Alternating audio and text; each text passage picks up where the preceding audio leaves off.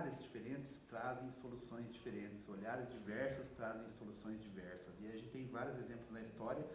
Quem aqui duvida que grandes evoluções na história da humanidade foram feitas por pessoas que olharam para onde ninguém olhou, que viram o que ninguém viu, que resolveram como ninguém tinha pensado em resolver ainda. Então, acho que esse é o pensamento que fica. Claro, aqui é uma breve introdução, até pelo tempo que nós temos, e acho que podemos disponibilizar, se alguém quiser fazer alguma colocação, alguma pergunta, né? Fiquem muito à vontade. Ficamos à disposição. Acho que será que chega o microfone lá? Quer mandar isso aí, Rodrigo?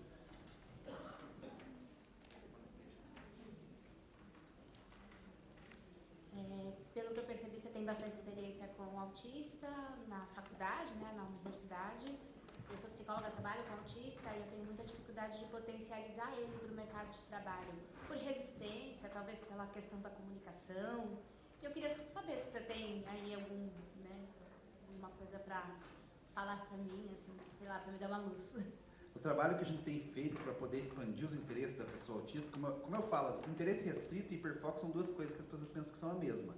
O interesse restrito é a ponto de restringir mesmo que você expanda para outros interesses. Então, a pessoa tem um interesse extremo em astronomia, mas ela não consegue aprender, às vezes, português. Ou como falar com as pessoas, porque fica restrito aquilo. Hiperfoco é quando você está hiperfocado dentro desse seu interesse restrito. Aí vem a coisa boa. Hiperfoco é legal, interesse restrito nem tanto, ele é um déficit. O que a gente tem feito com os jovens em rodas de conversa, em grupos terapêuticos que a gente tem trabalhado, mas não tão só pautado na área biomédica, né, na área social mesmo, é usar muitas vezes o hiperfoco da pessoa autista para expandir interesses. Então eu tenho hiperfoco em informática e a pessoa consegue criar o que ela quiser na informática, inclusive um aplicativo de comunicação. Aí você põe ela para trabalhar nesse aplicativo de comunicação, logo ela vai ter que aprender a se comunicar para fazer isso. Então existem várias manobras usando esse hiperfoco para que você possa expandir interesse. É isso que tem dado certo, isso que tem funcionado com os jovens que têm essa rigidez cognitiva, assim, mas que acabam entendendo que aquele hiperfoco pode ser o expansor e pode ser o potencializador de outras questões. E aí o autista, o hiperfoco não é fixo e não é único. Quando o autista percebe que ele pode ser bom em comunicar, aí ele pode estar dando uma palestra no maior evento de empreendedorismo do Brasil, falando com vocês. Então a gente consegue mudar hiperfocos e expandir interesse.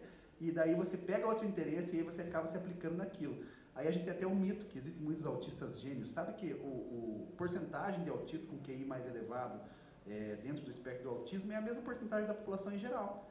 Mas só que pega o Fábio falando do seu hiperfoco e fala assim, o Fábio é um gênio. E não, é apenas eu trabalhando em cima do meu hiperfoco. Então essa é uma dica muito boa. Usar os interesses restritos e hipérfocos para expandir para outros interesses. E aí você abre um leque, um guarda-chuva enorme que não para mais. E aí você acaba tendo um profissional, de novo, de maior qualidade, da maior qualidade dentro da sua empresa.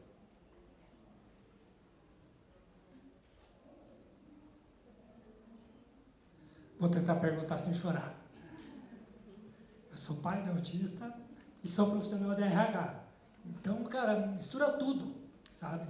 Uma hora você é pai, outra hora você é profissional, você pensa na empresa. Você sabe do que eu estou falando quando falo de RH, né? Você pensa no teu filho, né? Meu filho tem 17 anos, vai concluir o segundo ensino médio, mas ele tem um déficit de fala muito grande. Fiquei pensando nisso tudo assim, é possível que não tenha hiperfoco?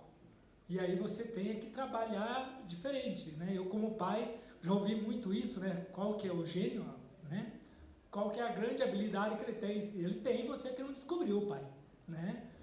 Então, e eu como empresa também fiquei aqui, até comentei com a minha colega, falei, você já pensou, Samuel, lá dentro da empresa? A gente falou, não conseguimos ver. E é um grande desafio nosso de RH, assim, como que a gente consegue colocar, não necessariamente o meu filho, né? O meu sonho de pai hoje é ver meu filho trabalhando, mas é difícil, cara. Joga nas costas do pai, né? Descobre aí qual é hiperfoco, né? É sempre assim, né? Não é obrigatório ter hiperfoco, não. Interesse restrito, muitas vezes, sim. Vai ter um interesse restrito em uma área, mas estar hiperfocado não é obrigatório. Não é nem critério de diagnóstico para o autismo, as pessoas confundem. E é possível. Eu tenho um amigo, o João, que ele é autista, nível 3 de suporte, tem deficiência intelectual, tem síndrome do X frágil, ele mora em Santa Catarina. Ele teve um interesse restrito em artes marciais e ele se tornou campeão mundial de judô. E ele ele não escreve, por causa da deficiência intelectual do X frágil. Ele acabou de concluir a faculdade de fisioterapia com méritos. Fisioterapia, área de saúde, vejam só. Porque ele teve o apoio que ele precisava. No trabalho é a mesma coisa. Existe O emprego apoiado, que é outra questão que a gente pode explorar no Brasil e que às vezes não é explorada, é um conceito americano que foi criado, o emprego apoiado foi criado nos Estados Unidos justamente por causa dos autistas nível 3, com grande dificuldade de comunicação, porque eles conseguiram avançar na inclusão e tinha um grupo que ficava de fora ainda, que eram os autistas. Aí pensaram, como fazer? Porque a gente pensa que essas pessoas não conseguem trabalhar, e na verdade é a gente que não consegue acolher elas na empresa.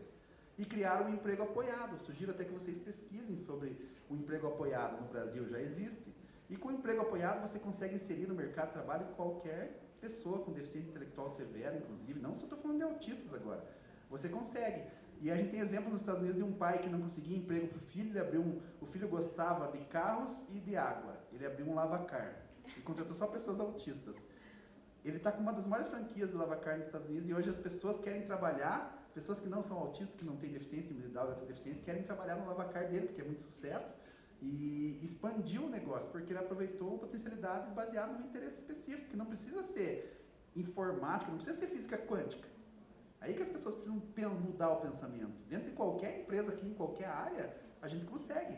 Às vezes o seu interesse específico pode ser lavar o carro da maneira mais detalhista possível, onde o cliente vai ficar satisfeito. Então a pessoa pode ser o melhor físico quântico, pode ser o melhor químico, pode ser astronauta e pode ser o melhor cabeleireiro, pode ser o melhor barbeiro. E aí depende da gente poder aproveitar essas questões dentro das características do indivíduo e saber como fazer as manobras de acessibilidade. Ninguém nega aqui que se você contratar um cadeirante vai ter que ter rampa, não vai poder ser só escada. Ninguém nega. E não vai falar que é preguiça do cadeirante se ele não subiu a escada, porque ele não quis, é falta de vontade. Mas no autismo nós temos essas barreiras. As pessoas pensam assim, mas ele não quer. Ele não quer, ninguém pede para o cadeirante levantar e sair andando, mas pede que o autista se comporte como uma pessoa típica. Então a gente precisa refletir, de novo, no autismo, nas questões da neurodiversidade, das neurodivergências, como diversidade humana, como a condição de existência do indivíduo e não algo que eu possa moldar para que ele fique mais normal. Só para contribuir também, eu vejo que a inclusão do autista ou das pessoas neurodivergentes ela está para além do processo de RH, né? Então, hoje o que eu percebo em termos de demanda, o que falta é uma empresa ou uma organização, uma startup de fronteira que faça essa ponte, que consiga entender a fundo mais quem são os autistas, quem são as pessoas neurodivergentes, para conseguir fazer esse processo de recrutamento e seleção mais adaptado e fazer o pós também, que eu acho que é o mais difícil, que é a inclusão após, né, ela já está na empresa, nos processos e trabalhando dentro de um setor. Que eu acho que esse é o grande calcanhar de Aquiles das empresas. Tem um exemplo de empresa no exterior e no Brasil que faz isso brilhantemente, que é a Especial Stern. Vocês já ouviram falar. Ela tem sede em São Paulo, está começando agora no Rio de Janeiro também. É uma empresa dinamarquesa que está em mais de 25 países e que ela faz todo esse processo. Ela contrata, ela faz um edital focado nas pessoas autistas, fazem todo um treinamento durante 6 meses, 1 ano com elas, habilidades socioprofissionais, técnicas, para conseguir incluir em grandes empresas parceiras, como IBM, SAP, Itaú. Então, o que eu sinto falta? Dessa organização de fronteira. Precisa ter uma intermediária ali de como as organizações não estão sabendo ali como incluir, alguém que faça esse processo e tente mapear do início até o fim do processo de inclusão, né? Rodrigo, mas nesse quesito, dentro do ambiente de trabalho, se ele já está lá, e como que a empresa identifica esse autista se ele não foi diagnosticado e você contratou sem saber também? Como identificar isso? Esse é um grande problema que a gente tem na sociedade do Brasil, que o diagnóstico é muito difícil, né? Mas provavelmente é difícil acontecer isso também contra ter o autista que não foi diagnosticado, porque essa pessoa é excluída no processo seletivo muitas vezes, mesmo não tendo o diagnóstico formal, porque ela acaba não tendo esse processo inclusivo muitas vezes pela falta de diagnóstico, né? Então isso é uma coisa que acontece sim, mas é difícil de acontecer. E eu penso que a inclusão ela deve ser feita não em cima de um laudo, em cima da característica do indivíduo. Se o indivíduo trabalha bem e você pode fazer manobras que inclua ele dentro da empresa, para que você precisa de um laudo, né? Muitas vezes não precisaria, são manobras, questões atitudinais, capacitação de equipe. E aí eu fico à disposição que depois a Onda Autismo faz essa capacitação dentro das empresas, tanto para atendimento do público externo, quanto para o público interno, cliente interno da empresa, capacitar essas pessoas para entenderem, porque é difícil você não entender de autismo, e como é que você vai incluir a pessoa que você não entende? Como eu disse, é invisível a barreira. Não é a escada a barreira do autista. Às vezes é uma luz piscando, né? Então eu fico à disposição, aqui já deu nosso tempo, né? Eu fico à disposição, a Onda Autismo fica à disposição de vocês. A gente fez treinamento em centenas de empresas pelo Brasil. Fizemos na Ilha do Mel, aqui no Paraná, de mais de 70 estabelecimentos, onde capacitamos as empresas para receberem as pessoas autistas, e as pessoas vão virar multiplicadores dentro das suas famílias, dentro, não só no mercado de trabalho. A gente oferece um selo de empresa amiga da pessoa autista pela Onda Autismo, que já é reconhecido nacionalmente, ou seja, a comunidade do autismo, ela vê que aquela empresa é sensível, que ela tem o selo, e ela vai consumir produto daquela empresa, porque ela sabe que vai ser bem atendida lá.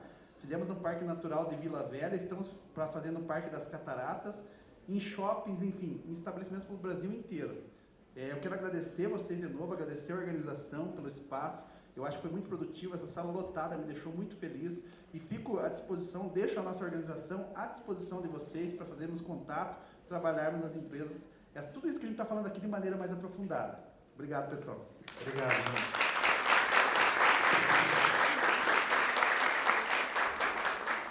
Infelizmente a gente não conseguiu fazer mais perguntas, porque a gente tem uns 5 minutinhos de intervalo, mas o pessoal vai estar aqui pelo evento ainda, né? Então quem ficar, pode ficar à vontade, quiser conversar com eles.